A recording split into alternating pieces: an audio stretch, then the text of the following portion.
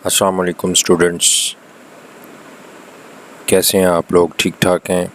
उम्मीद है कि आपकी स्टडीज़ बड़ी अच्छी चल रही होंगी, स्टैटिस्टिक्स के हवाले से भी और कंप्यूटर के हवाले से भी, और आप साथ साथ जो है वो लेक्चर्स जो हैं वो रिवाइज़ कर रहे होंगे। तो कंप्यूटर का लेक्चर हमने लास्ट टाइम जो है अभी तक, कल हमने क्लासिफिकेशन पे हमने डिस्कशन की थी और वो टॉपिक जो है वो हमने कंप्लीट किया था। क्लासिफिकेशन में जो कि डिजिटल कंप्यूटर्स की भी टाइप्स हैं, यानी अगर एग्ज़ाम में मैंने आपको बताया जिस तरह से कि अगर एग्ज़ाम में क्वेश्चन आए कि what are explain the classification of computers, तब भी 5 कैटेगरीज़ हैं: micro, mini, mainframe, super और एम्बेडेड। अगर टाइप्स ऑफ डिजिटल कंप्यूटर्स के बारे में पूछा जाता है तब भी ये 5 कैटेगरीज़ हैं। और तीसरी मैंने आपको पॉसिबिलिटी बताई थी कि अगर साइज़, प्रोसेसिंग पावर, स्पीड और प्राइस के एतबार से अगर कंप्यूटर की कैटेगरीज़ पूछा जाता है तो तब भी यही आंसर है। ये हमने पांचों कैटेगरीज़ जो हैं वो आपको मैंने तफसील से मैंने आपको बताई थी। ये इस चैप्टर का लास्ट टॉपिक जो है वो ये है कि डिफरेंस क्या है माइक्रो, मिनी और मेन फ्रेम में, यानी जो micro, mini, mainframe computers हैं इनमें मेन डिफरेंस क्या है देखते हैं। मसलन माइक्रो के बारे में सिस्टम्स हैं कि ये 1970s के अंदर इंट्रोड्यूस किए गए, मिनी जो है वो 1960s के अंदर इंट्रोड्यूस किए गए, यानी माइक्रो से पहले, और मेन फ्रेम जो है वो 1975 में इंट्रोड्यूस किए गए। दूसरा पॉइंट ये है, माइक्रो में एक प्रोसेसर होता है, मिनी में कम अज़ कम 2 या इससे ज़्यादा प्रोसेसर यानी 2 और मोर प्रोसेसर्स होते हैं, जिस तरह से हमने डिस्कस किया था, और मेन फ्रेम में मल्टीपल प्रोसेसर्स होते हैं। तीसरा पॉइंट है कि इसकी जो स्पीड है माइक्रो की वो मिनी और मेन फ्रेम से कम है, क्योंकि वो साइज़ में भी छोटे हैं, स्पीड भी बहुत थोड़ी होगी मिनी और मेन फ्रेम से। वैसे तो स्पीड हमारे आप देखें मोबाइल्स की, लैपटॉप्स की काफ़ी स्पीड है, लेकिन यहाँ पे कंपैरिजन हो रहा है मिनी और मेन फ्रेम से। तो मिनी और मेन फ्रेम की निस्बत अगर हम कंपेयर करें तो उसकी निस्बत जो है वो स्पीड इसकी कम है।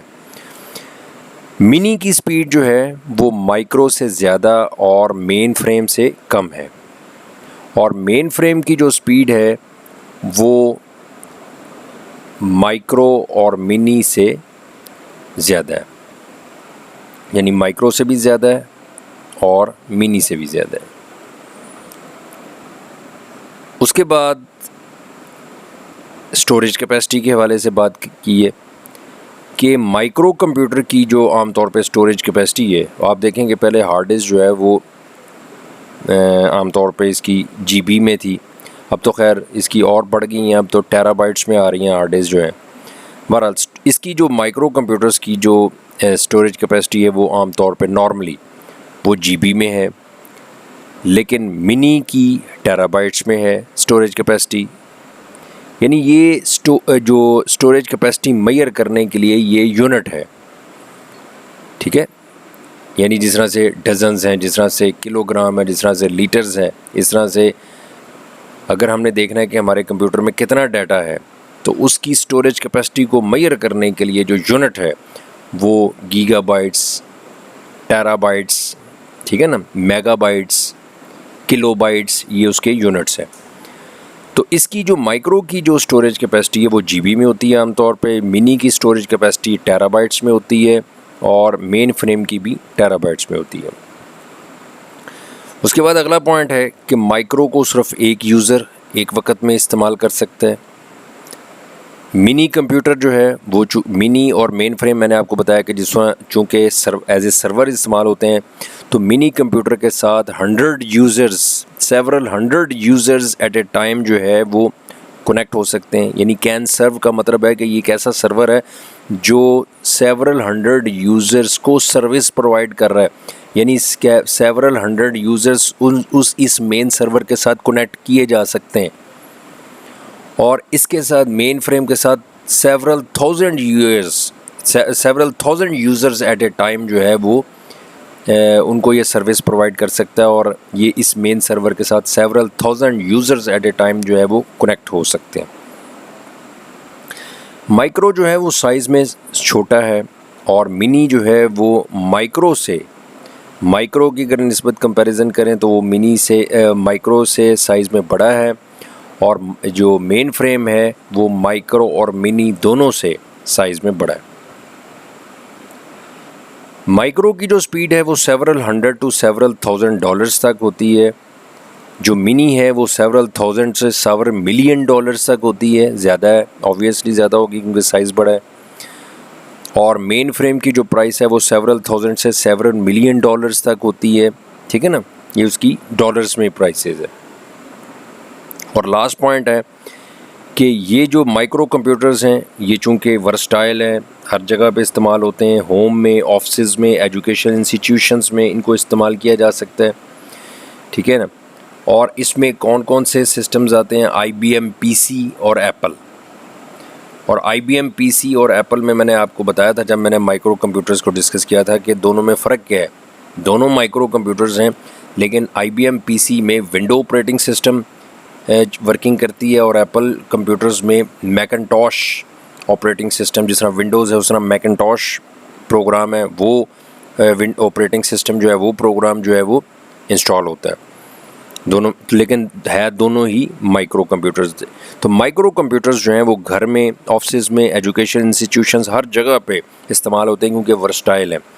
लेकिन मिनी कंप्यूटर्स को मैंने आपको बताया कि घरों में हम इस्तेमाल नहीं कर सकते क्योंकि ये एज ए सर्वर के तौर पे इस्तेमाल होते हैं।